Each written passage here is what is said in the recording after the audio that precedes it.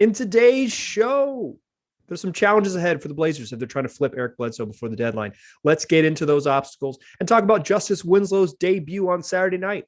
Welcome to Locked On Blazers. Let's get into it.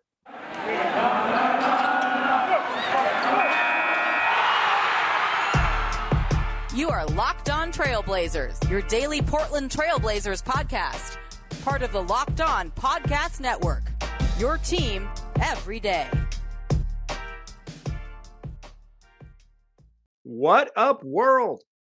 It's your past first point guard and Trailblazers reporter, Mike Richmond, listening to another episode of Locked On Blazers, part of the Locked On Podcast Network, available wherever you get podcasts and also on YouTube. If you haven't subscribed to the YouTube channel, go ahead and do that now. Thanks for making Locked On Blazers your first listen every day. It's free on all platforms, 5 days a week, coming at you every single weekday, the only daily Trailblazers podcast. So make it a part of daily routine. Make it your first listen every single day and tell your friends to do the same. In today's episode, we'll talk about a couple Blazers losses over the weekends. We'll talk about newly acquired Eric Bledsoe, the big news. Could the Blazers flip him again ahead of the deadline? What are the challenges and sort of what could be the Blazers' goals if Bledsoe never plays for the Blazers and maybe is traded to another team as they continue to this retool this roster? And finally, one of the Blazers' new acquisitions, Justise Winslow, made his debut on Saturday against the Bucks. We'll talk about what we saw from Justise in that debut. Blazers played 2 games over the weekend, a loss to Oklahoma City on Friday and a loss to the Milwaukee Bucks on Saturday. This came on the heels of a trade. The Blazers traded Robert Covington and Norman Powell to the Los Angeles Clippers in exchange for veteran point guard Eric Bledsoe, veteran wing, big man, amorphous basketball player Justise Winslow, and rookie guard Keon Johnson, along with a 2025 second-round pick. So the Blazers played their first 2 games. First game on Friday without the new acquisitions, and on Saturday with just Justise Winslow. More on that in a moment. But that meant no Norman Powell, no Robert Covington in the lineup, and just the debut of the CJ Elleby, Tony Snell forward pairing up front. Blazers lost a couple games. Let's jump in the fastest recap in the West, and then we'll get to the rest of the news in today's show. Here's your fastest recap in the West for both games. Blazers lose Friday night 96-93 against a bad OKC team missing Shai Gilgeous-Alexander. The Blazers' second loss to OKC in the week. Thunder quietly won 3 in a row. Somebody break up Oklahoma City. This game was close, and like I said, the debut of the CJ Elleby, Tony Snell forward pairing. And what did Tony Snell do? He led all scorers at the half with 11, finished with 13, just 2 in the second half. This game was tied after 3 quarters. Like the game was right there. And then the Blazers scored 17 points in the fourth quarter and lost. This game was, with 5 minutes left in the game, it's tied 91-84, right? 5:02. Lou Dort hits a 3-pointer to put Oklahoma City up 7. The Blazers are now down 7 with 5 minutes left. And nobody on either team scored for over 3 minutes. Over 3 minutes. Just a gross back and forth comedy of errors, and the Blazers missing a cajillion opportunities to get closer in this game. So down 7 for the 5-minute mark. The Blazers cut it to 5 under 2 minutes when CJ McCollum made a bucket with 1:59 left. 3 full minutes with no points in the clutch. 0 points in the clutch. That'll help everyone's clutch time numbers. But despite that, despite the full 3 minutes of nothing from the Blazers and some defensive stops in there against a bad Oklahoma City offense, Portland had a chance to tie this game and send it to OT. Anthony Simons' 3 is off at the buzzer after Lou Dort split a pair of free throws and kept the game open. Anthony Simons had an and 1 to keep them in the game, and then a 3-pointer to put it to overtime. Missed the 3-pointer. Blazers lose 96-93. Ant finished with 19 points on 7 of 19 shooting. CJ McCollum also had 19 on 9 of 24 shooting. CJ has been in a dreadful shooting slump. Yusuf Nurkic had 14.6 of 19 in this game, a tough Nurk night. Blazers lose that one 96-93, and then they come back Saturday night for the second night of a back-to-back at home against the Milwaukee Bucks. And this one was what it looks like to play a really good team with not enough NBA players. Again, CJ Elleby and Tony Snell starting in this one alongside Ant, CJ, and Nurk. 2 dudes who probably not NBA players, certainly not good NBA players, starting in against an elite team like the Bucks, and it looked like it. Blazers down 16 at the half, and then 32 after 3 quarters. The game was basically over. Portland loses this game 137-108. Fourth quarter was largely meaningless, if not entirely meaningless. Bobby Portis led the Bucks with 30 points on 11 of 13 shooting, 6 of 8, and he missed his last shot. So he was 11 of 12, 6 of 7 from 3, 6 of 7 from 3 for Bobby Portis in the 30 points, and then he missed a wing 3 at the end to end his night. Giannis Antetokounmpo, 29 points, 9 boards, 6 assists. He was 7 of 12 and hit 4 of 7 3-pointers. His first 3 threes in the first half, and the Blazers did not guard him, did not attempt to guard Giannis Antetokounmpo. He took 3 practice 3-pointers. He made them. Maybe expects a guy of his shooting ability to make like 60% of his totally unguarded practice 3-pointers. He made 100%. It happens. Anthony Simons had 19 for the Blazers, but he had 5 turnovers. Not a particularly good game from Ants. Benny Mack came off the bench and that's Ben McLemore. For those of you who don't know, the nickname Benny Mack had 19 off the bench. Ben McLemore got them up in garbage time. He played at the end of the game with they took CJ Elleby out and left Ben McLemore in. And Ben McLemore used that as a showcase of his jumper, which looks really good. Didn't go in a whole lot, but he did make 4 threes and finished with 19 points. Blazers lose that one, 137-108. Those are your fastest recaps in the West for those 2 games. Justise Winslow made his debut. We'll talk about all of that debut to close the show. But really, this was the sort of the new era, right? Prior to the Bucks game, it was unclear whether the new acquisitions would play. Justise Winslow was questionable. Keon Johnson was out, had an existing ankle injury, and then Eric Bledsoe showed up on the injury report.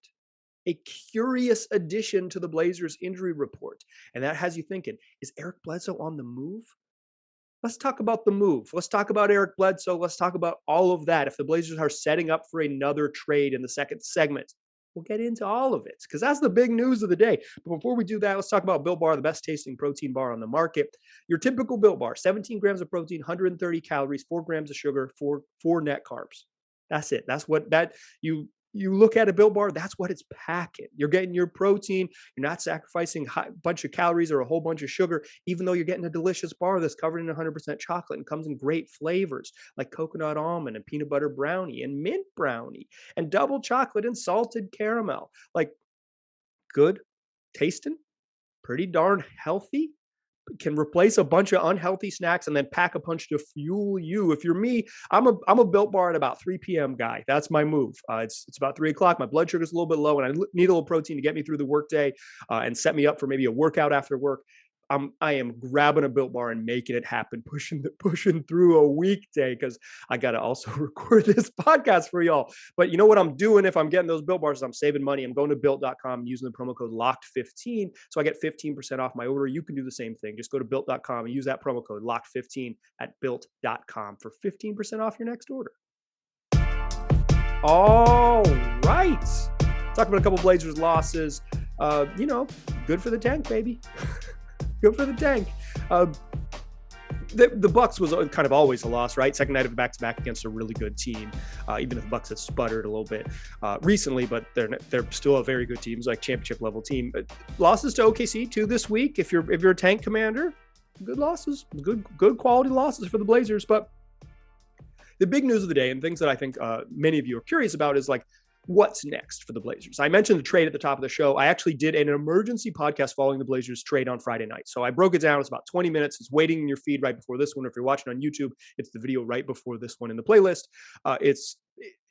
I broke it down what I think, like my general thoughts are. This is not a particularly good trade for the Blazers, but I'll withhold my judgment because what's next will define how I view this trade. And so much of what's next and the speculation is that, are the Blazers trading Eric Bledsoe? The Blazers again acquired Bledsoe, Justise Winslow, and Keon Johnson.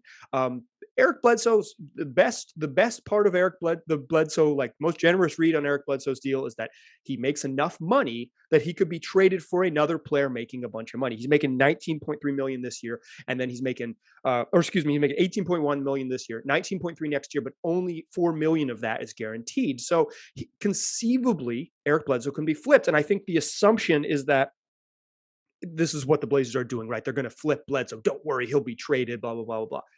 It's not that easy. Let's get into why it's not that easy. But first, tinfoil hat, put it on, make sure it fits snugly.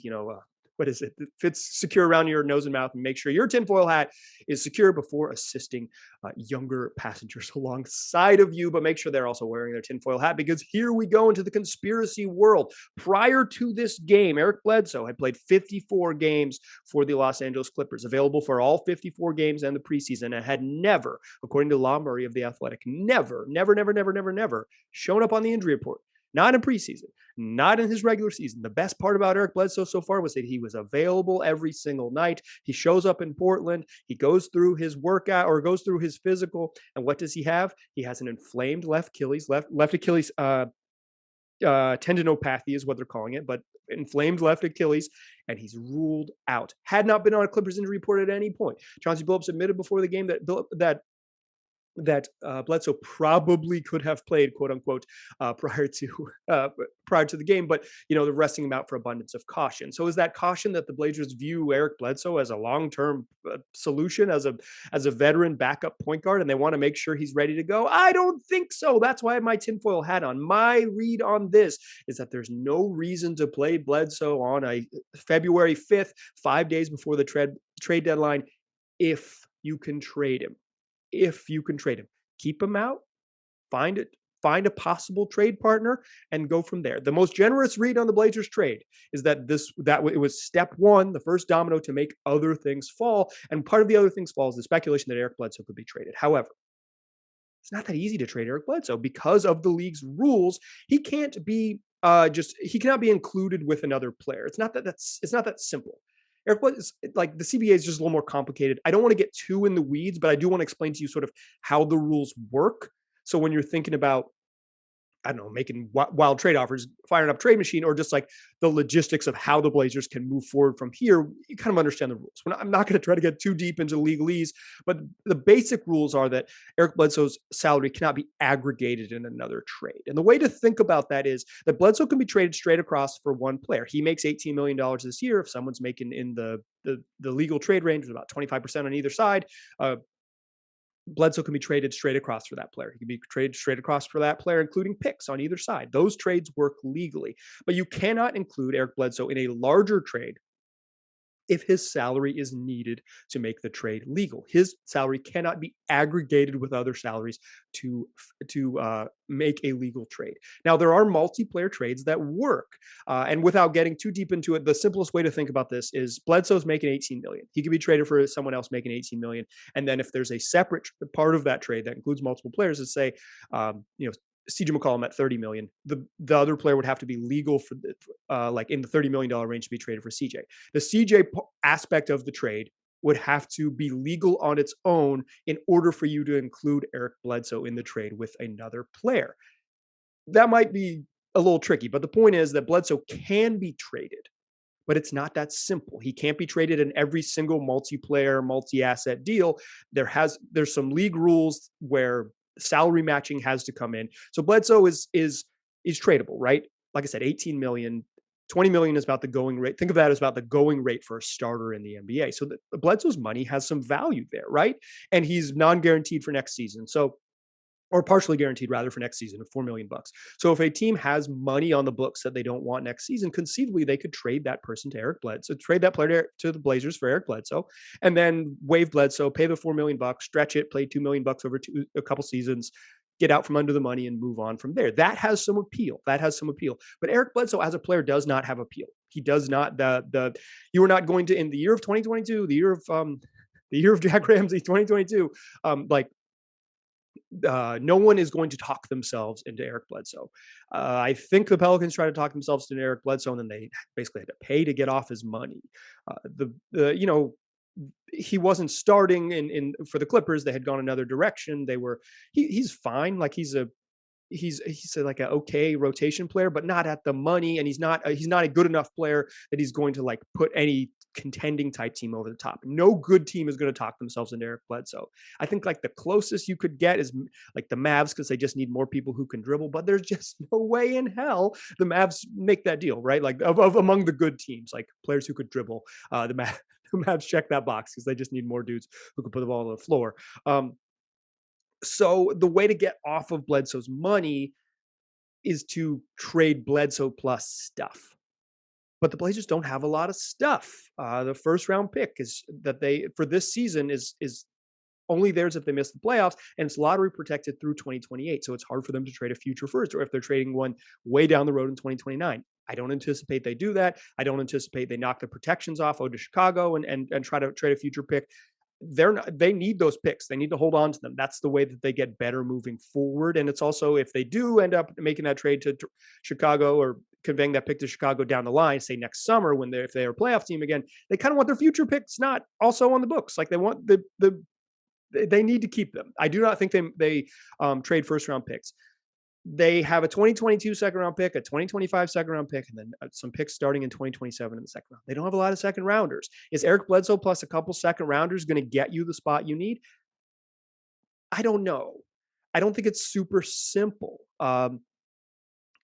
Eric Bledsoe plus stuff is probably the way to get value, and the Blazers are missing the stuff portion of the program. But I would say that his inclusion on the injury report and him being held out, he sat on the bench, but he was in sweats like he's in Portland, and did his physical and all that, met the team, etc. I think there makes sense that the Blazers might continue, like hold him out until the trade deadline just to see, because conceivably you could make it happen. And perhaps that's why you make this trade 6 days ahead of the trade deadline, because instead of searching for a third team to wheel and deal with Bledsoe, you get him on the roster and you try to make it happen on your own. The Blazers already announced the trade. It's official. Justise Winslow even played in the damn game. That's how official it is. It's like, so I think it's real that the Blazers could be shopping Bledsoe now. It's not that simple that he could be traded, and you're not getting much value for Eric Bledsoe unless you're taking on bad money. Like that's the place to look for Bledsoe trades. Who has, several years on the books, the Blazers could say 18 million works in the salary match, and we'll take, 2 more seasons of about that money to make it happen. Like that's the Bledsoe trade to keep an eye out on. Like, can the Blazers absorb some future bad money to get off Eric Bledsoe's money in his partially guaranteed contract? That's where he has value. And like I said, I think the initial trade looks bad for the Blazers, like straight up bad. But if it leads to what they do next, I think we can judge it all as a whole. We can say, here's what happened at the deadline. Here's what they did. And I think that'll be important. There's been some speculation around the league that the Blazers would trade CJ McCollum. That's kind of been obvious. I think there's been some like unsourced reporting that executives believe that, and like people following the team, even if they're not in the league, like believe that the Blazers would be more willing to do it than they ever have before. I think there's some value in this, certainly getting executives' opinions, but you, dear listener, are smart. You know that the Blazers are more open to trading CJ than they've ever been, and you don't need an anonymous source to tell you that, because you've been listening to Locked On Blazers and using your brain to figure that out. So I think this is where the Blazers stand, right? Is that they still need to get better. They need to get better for next season. And Bledsoe is a chip to potentially do that. But because of the way the trade rules work and his salary not able to be aggregated in sort of larger multiplayer trades, and his sort of overall standalone value, it's hard to get there. However, yes, they can trade him. And yes, I believe they will try to do that, which is what they're doing. Final tinfoil hat thing before we move on to the third segment. In press releases, when the Blazers in the past have announced acquisitions of players, they have announced what jersey number they would wear. That is a typical thing they would do, is they will say, the Blazers have acquired Tim Quarterman. Quarterman will wear number 4. I don't remember Tim Quarterman's jersey number. That's a kind of an obscure one, but like they would announce the player, some stats, a little quote, and the jersey number. That's your boilerplate press release from the Trailblazers. Now, the Blazers have made some changes on the PR staff and communications department, so perhaps that's no longer how they do it, with some new parts at the top of that department. But my conspiracy theory: maybe they don't think Eric Bledsoe will ever wear a jersey, so they didn't want to give you a jersey number, because there is no jersey number ever coming. There's not going to be one issued. They're either going to trade him or they're going to waive him. I kind of thought Bledsoe would play. Chauncey Billups indicated that he thought all those guys would play for him, but not being on the injury reports, and then showing up and ending up on the injury reports, and just the way his salary works for next season, I think there is a chance that Bledsoe does not ever play for the Blazers, because if they don't get a trade, they can just waive him they're going to owe his salary for the rest of the year anyways.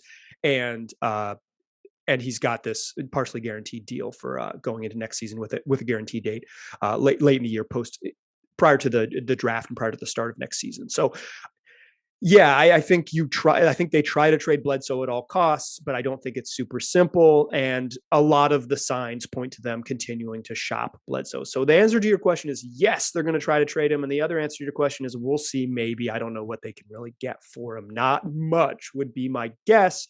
But this is the task of Joe Cronin, is to try to, he made one trade that I think for the most part don't totally get. But if the next moves start to make more sense, we'll see his vision for this franchise.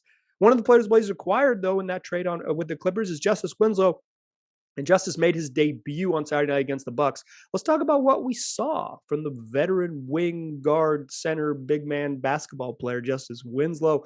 Before we do that, let's talk about betonline.net, the fastest and easiest way to bet on all your sports action, whatever that action might be, whether it's the NHL's regular season, the NBA's regular season, whether it's the Winter Olympics rolling along now, or whether it's the Super Bowl a week away as I record this. You can find all that on betonline.net. More lines, more props, more odds than ever before. That's betonline.net, where the game starts. Still a pass first point guard. Still Mike Richmond. Still listening to Locked On Blazers. You're still listening to Locked On Blazers. I'm still recording Locked On Blazers. Talk about the Blazers' couple losses over the weekend. Talk about Eric Bledsoe, the trade chip possibility. Now I want to talk about one of the other players the Blazers acquired in the draft, or acquired in the trade, not the draft. Specifically, a trade with the Clippers on Friday. Justise Winslow, who made his debut Saturday against the Bucks. Curiously, he didn't speak to the media after the game.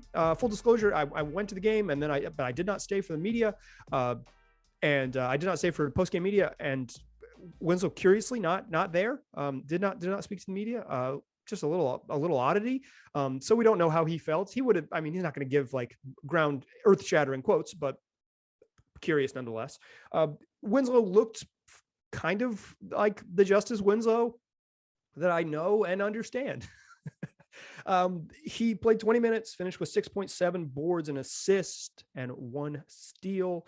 The Blazers got crushed in this game, so this was not ideal. But Winslow finished, 3 of 5 from the floor, 0 for 1 from 3. Didn't attempt a free throw. He was the first sub in both halves, coming in about the midway point of the first quarter. For my money, he looked like someone who had played with zero practice. This is second night of a back-to-back, so the Blazers they don't even have a morning shoot around the second night of back-to-backs. So he's just playing basketball. Like, he's just going out there playing basketball. You can do that, but there are moments in sort of the read and react stuff that Winslow was looking like, oh, I don't exactly know what we do here, or what is the typical move. There was one in the first half where in the second half where he kind of just cut baseline and looks up for the ball, and the ball's in the opposite wing. And he's like, oh, you guys don't look at this. Like, this isn't the time. I mistimed my cut. There was another one in the first half where he cut in the same space as CJ McCollum at the same time. Just like a dude he looked like a dude who's new to the program. I don't think it looked bad. Like, if you listen to Friday's trade show, I did an emergency episode on Friday evening. It's again in your feed right before this one. Recommend you do it. I mentioned on that show, is like, I liked Justise Winslow coming out of the draft. I thought he was going to be a really good NBA player. He's big, 6'5", 6'6", but like big, huge and strong, like strong enough and physical enough to guard on the wings, can guard 4 positions pretty well, can play small ball 5 against other small centers and really hold his own a little bit. Like, a versatile defender who can really pass. I thought he was going to be really good coming out of Duke. I thought he was going to be really, really good. I was a pretty big believer of Miami Justise Winslow, but since then, some injuries, including a hip replacement, he just zapped him of what made him special. Like, I thought he was traded from the Miami Heat to the Memphis Grizzlies in the Andre Iguodala swap, and he was kind of in some ways the centerpiece of that swap, along with some picks. And I thought that was. I was excited for Justise Winslow on the Grizzlies. Like, I thought, oh, that's the kind of perfect little role player for what they want to do. Like, Winslow's going to make it work. And he ended up being out of the rotation by the end. With the Clippers, same kind of thing. Like, he didn't play every single night. Wasn't always part of the plan.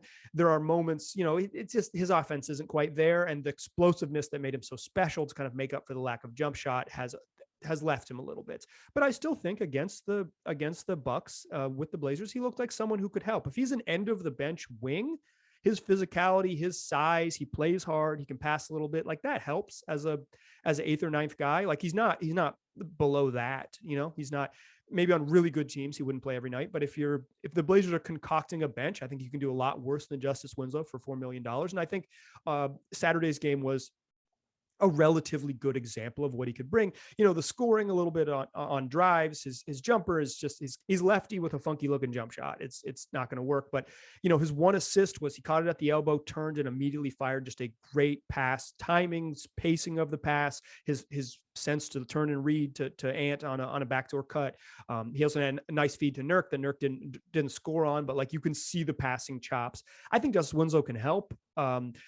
He's not a starter. It's not a starter in the league. He's not, you want him to be your 4th best wing, but if the Blazers build this boat and he's their 4th best wing, I think that makes sense. I think with every acquisition moving forward here for the next 10 months or whatever, and this has been the case for 5 years, but the Blazers are in a different, more transitional position now than they've been in the past. Every acquisition should be viewed like this. How does this player complement the potential lineup and skill sets necessary to play well and be competitive if Damian Lillard and Anthony Simons are your 2 starting guards? It's been the same thing, except Damian Lillard and CJ McCollum. That's why Anthony Simons didn't always make sense. I have some reservations about Dame and Ant as your 2 small guards moving forward and how good you're going to be. But if that's the group the Blazers are committed to, and it seems like they are, they're going to re-sign Ant for a bunch of money this summer. Damian Lillard's on the books for a few more seasons and might even sign an extension to be on the book for 5 more seasons. Whatever happens, whatever financially happens with Dame, like over the next 2-3 seasons, does player X fit with Dame and Ant? And I think Justise Winslow does, right? Physical wing doesn't necessarily, he's probably more, he played both forward spots against the Bucks, played both 3 and 4, guarded Drew Holiday. So it's like, oh, you can put him on a 1. You can let him guard a point guard. That's ideal for the sort of Damian Lillard situation, right? Oh, this dude can guard point guards. You can put Dame on a less threatening wing. Like he could have Dame go guard Pat Connaughton. That's kind of how the equation works. I think Justise Winslow in general, his skill set fits that equation. Do I think he's super helpful and a wild upgrade? No. But do I think like his defensive chops and his willingness and his strength and his willingness to play on that end helps? Sure. I worry about what he's going to be on offense, but that's just the package, right? If he was a really good 3-and-D wing, he would be a different player. He wouldn't have been making $4 million and included in this trade and the way it went down. I think he can help. I think you saw Saturday how he can help with a little bit of offense. Most of the rebounds were just like defensive rebounds. It wasn't like he was getting crazy rebounds in traffic, but he's strong. He showed his ability to be physical in the paint. Kind of the things that I liked about him early in his career. And now that, the injuries have kind of changed my appreciation of him, I don't think he's like a total negative. I think he has some struggles, but I think he answers some of the questions. Is this a player you can play next to Dame and Ant? Yeah, probably not a ton, but yes. Like this isn't too much positional overlap. This answers some defensive questions that an Ant and Dame backcourt is always going to pose. Yeah, I think in general, totally okay with Keon. Totally okay with Justise Winslow. If he's the best player they got back in this trade, still bad news, but we'll see. We're going to hold off our judgments on the trade and believe that Joe Cronin has more prepared. Another little minor note is that Larry Nance was upgraded to questionable on Friday before the Oklahoma City game, and then Chauncey Billups told Trailblazers Radio, Rip City Radio 620, that Larry Nance had a setback and was a quote minor setback and is was not going to play. I wouldn't be surprised if Larry Nance does not play again this season. The Blazers don't have a ton of incentive to bring back a kind of good player. Maybe they want him to play just to get some minutes under his belt, but it wouldn't totally surprise me if another setback. First of all, it's a knee injury, so you've got to be careful with those.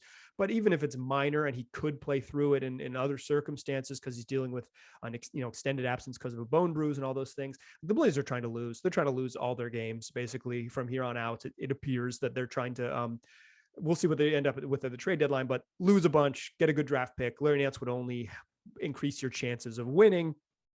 He's also, older. You kind of know what you got, even though if he didn't really put it all together for the Blazers this season. So setback from Larry Nance, did not play Friday or Saturday, still on the bench in civvies and street clothes.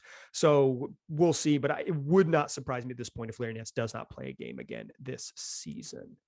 So that's where the Blazers are at. A couple losses, heading into a couple of home games this week, and then entering the trade deadline. Trade deadline is Thursday of this coming Thursday, so could be big action this week. Could be the end of CJ McCollum's career. Could be that Eric Bledsoe trade that you're so excited about. You might not be that excited about it. I'm just being a jerk. Huge week.